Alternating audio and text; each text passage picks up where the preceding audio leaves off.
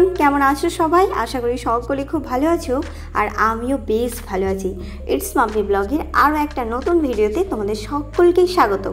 আজকের ব্লগটা স্টার্ট করছি এখন থেকে। এখন বাজে সকাল 7টা, যদিও অনেক আগে ঘুম থেকে ওঠা হয়েছে।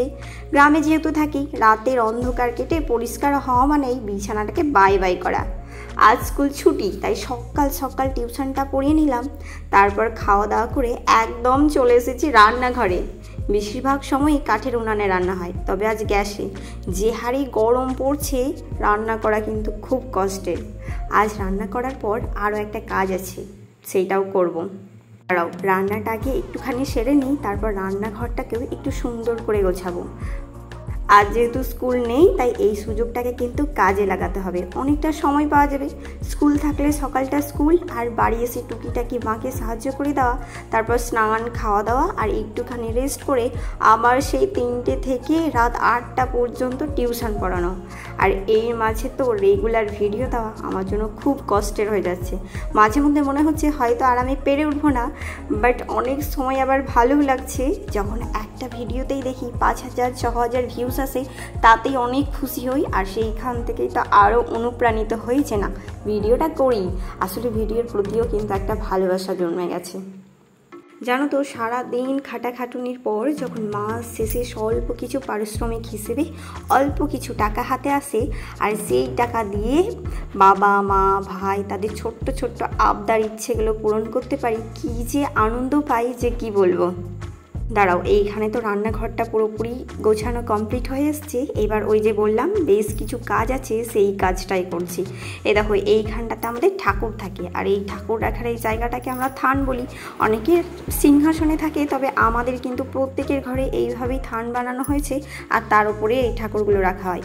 অনেক দিন হয়ে গেছিলো ওটা কালার করা, আর কালারটা কীরকম নষ্ট হয়ে গেছিলো, তাই অনেক দিন ধরে ভাবছি বাড়িতে রং আছে, সেইটা দিয়েই নিজে একটু রং করব, আর তার উপরে একটুখানি পেন্টিং।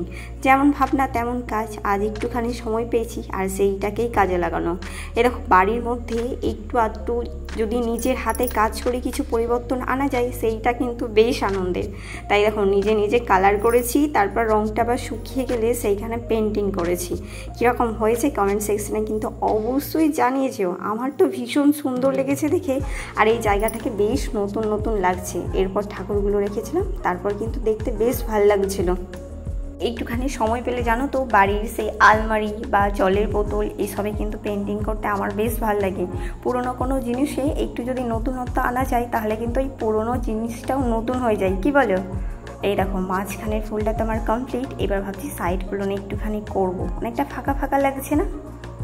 জানো তো, আমার কাছে এই সাদা ফেব্রিক কালার ছাড়া আর অন্য কোনো কালার ছিল না। ওই যে তুলি রঙের যেই কালারগুলো হয় সেগুলো ছিল, আর সেগুলোর সাথে একটুখানি সাদা ফেব্রিকটাকে মিক্সড করে করে করে দিয়েছি। দেখো লাস্ট রেজাল্টটা কীরকম লাগছে কিন্তু অবশ্যই জানিয়েছো।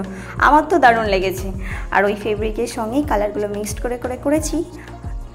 পুরোপুরি কমপ্লিট। এবার হচ্ছে শুকোনোর পালা, তারপরে ঠাকুরগুলো আবার সুন্দর করে সাজিয়ে দেবো। এই দেখো, সারা দিন বাড়িতে ছিলাম, আর তারপরে বিকেলবেলা একটুখানি বেরিয়েছি। যেহেতু আজ বিকেলটা ফাঁকা, সকালবেলা পড়িয়ে দিয়েছিলাম। এই যে এই ডাহাপাড়ার এদিকেই একটুখানি কাজ ছিল, আর সেই দিকে এসেছিলাম।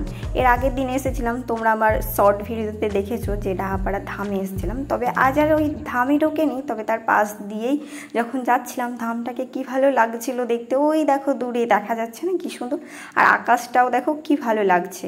সবুজে ভরা মাঠ, তার পাশে পুকুর, আর ওই দেখো দূরে আমাদের প্রভু জগৎবন্ধুর ধাম।